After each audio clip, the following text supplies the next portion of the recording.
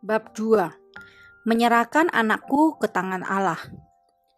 Aku tidak memiliki damai ketika anak sulungku Christopher lahir sebab aku khawatir tentang segala hal.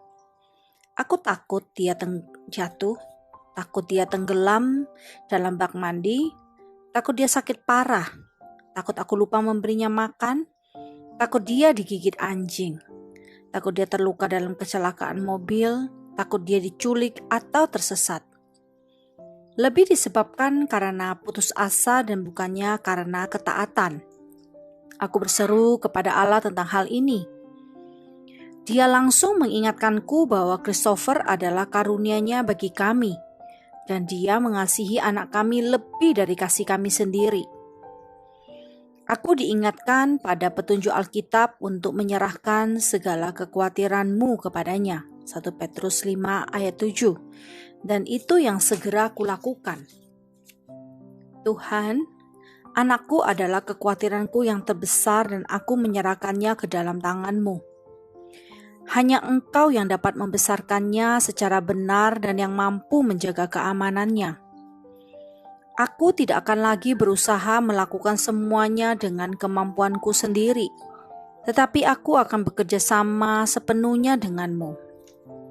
Sejak saat itu, bila aku merasa khawatir tentang apa saja, aku langsung mengenalinya sebagai panggilan untuk berdoa sampai aku merasakan kedamaian.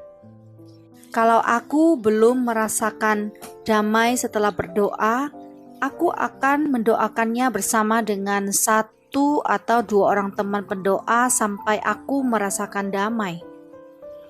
Setiap hari aku menyerahkan anakku ke Allah dan kuminta Dia mengambil alih hidupnya.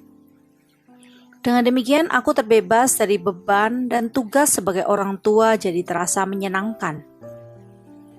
Selama bertahun-tahun aku sering berkali-kali berdoa seperti ini untuk setiap anakku.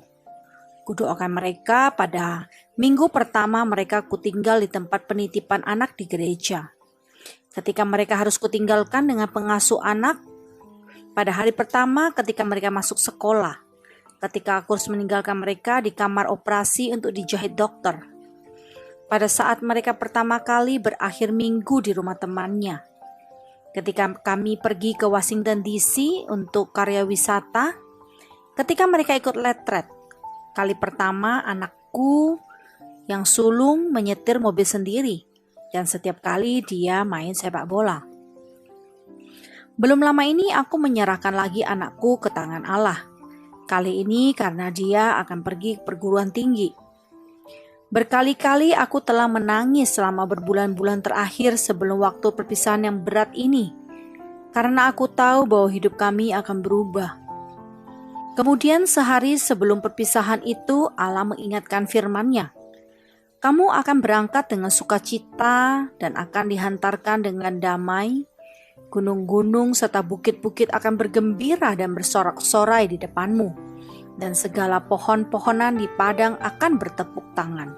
Yesaya 55 ayat 12. Selain dari itu, Dia juga memberiku pengertian dan keyakinan bahwa setelah rasa pedih karena melepaskan anak kami, akan datang sukacita dan kelegaan, baik untuk mereka maupun kami.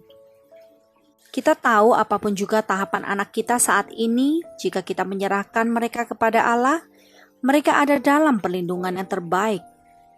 Kita tahu bahwa mereka akan berangkat dengan damai dan sukacita, dan Allah akan membuka jalan bagi mereka. Dia juga akan melakukan hal yang sama untuk kita. Apakah ada penghiburan yang lebih besar dari itu? Karena itu pada hari kami mengantar Christopher pindah ke asrama mahasiswa, aku merasakan sukacita dan damai yang hanya dapat diberikan Allah. Dan aku merasa pasti ku dengar bukit-bukit dan gunung-gunung bernyanyi. Aku tahu masih akan banyak kali lagi kesempatan di masa mendatang ketika aku harus menyerahkan lagi anak-anakku ke tangan Allah. Salah satu ketika yang terbesar pasti waktu mereka menikah. Setiap kali aku mengingat hal ini, aku diingatkan pada kisah Hana yang berdoa meminta anak kepada Allah. Tuhan menjawab doanya dan dia melahirkan Samuel. Setelah itu dia berkata, untuk mendapatkan anak inilah aku berdoa. Dan Tuhan telah memberikan kepadaku apa yang kuminta daripadanya. Maka aku pun menyerahkannya kepada Tuhan. Seumur hidup terserahlah ia kiranya kepada Tuhan. 1 Samuel pasal 1 ayat 27-29. Hana sungguh-sungguh menyerahkan anaknya kepada Tuhan sehingga ketika Samuel disapi, dia langsung membawanya ke rumah Tuhan untuk tinggal bersama Imam Eli. Dia melakukan itu untuk memenuhi nazarnya kepada Allah tentang Samuel. Bukannya berarti Allah akan meminta Anda untuk menyerahkan anak Anda di kantor gereja untuk dibesarkan pendeta Anda. Maksudnya, Hana menyerahkan anaknya kepada Allah dan meminta dia melakukan sesuai dengan yang diperintahkan Allah. Akibatnya Samuel menjadi salah satu nabi terbesar di dunia ini. Kita dapat menghalangi apa yang Allah mampu lakukan dalam hidup anak kita jika kita tetap menggenggam mereka dalam tangan kita dan berusaha mengasuh mereka sendiri. Bila kita tidak yakin bahwa Allah mengatur kehidupan anak-anak kita, kita akan dikuasai oleh ketakutan.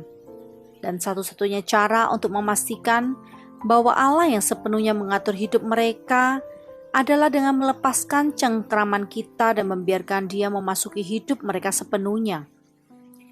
Kita dapat membawa Allah memasuki seluruh kehidupan mereka jika kita hidup menurut firman-Nya dan jalan-Nya, serta selalu mendoakan seluruh aspek kehidupan anak kita. Kita dapat mempercayakan Allah untuk memelihara anak-anak kita dengan lebih baik dari yang mampu kita lakukan.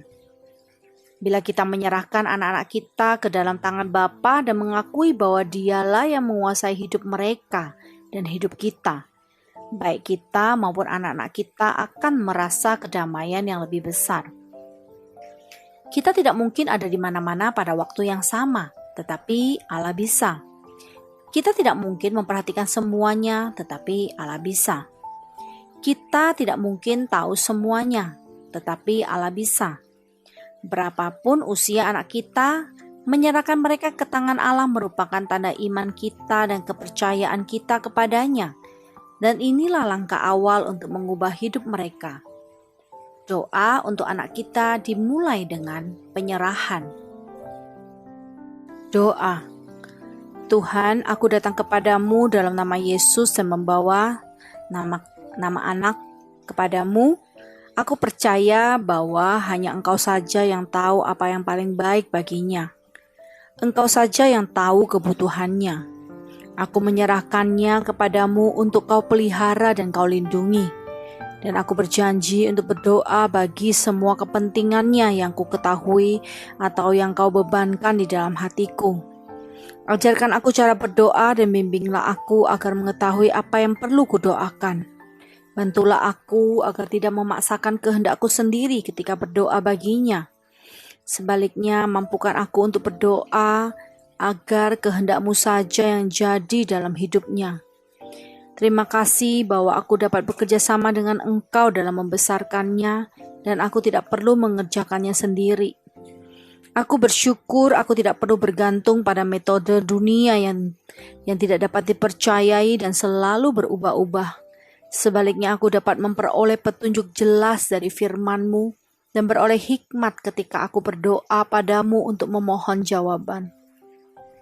Terima kasih Tuhan, Engkau sudah memberikan anak ini. Karena firman-Mu mengatakan setiap pemberian yang baik berasal dari-Mu. Aku tahu Engkau telah memberikannya kepadaku untuk dipelihara dan dibesarkan. Bantulah aku untuk melaksanakan tugas ini. Tunjukkan saat-saat ketika aku terlalu bergantung padanya dan mampukan aku untuk menyerahkannya kepadamu untuk Kau lindungi, Kau bimbing dan Kau nasihati. Bantulah aku agar tidak hidup dalam kecemasan akan bahaya, tetapi biarlah aku hidup dalam sukacita dan damai sejahtera karena tahu Engkaulah yang mengatur segalanya. Aku bergantung padamu untuk semuanya. Dan hari ini aku percayakan anakku kepadamu, dan aku menyerahkannya ke dalam tangan-Mu. Senjata peperangan.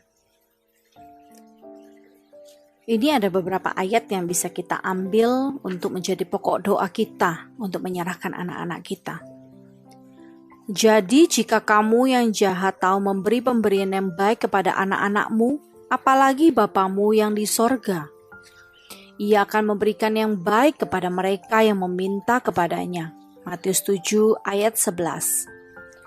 Kasih setia Tuhan dari selama-lamanya sampai selama-lamanya atas orang-orang yang takut akan Dia, dan keadilannya bagi anak cucu, bagi orang-orang yang berpegang pada perjanjiannya dan yang ingat akan melakukan titahnya. Mazmur 103 ayat 17-18.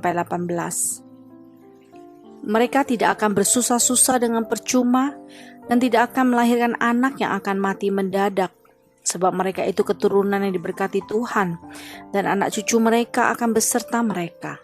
Yesaya 65 ayat 23.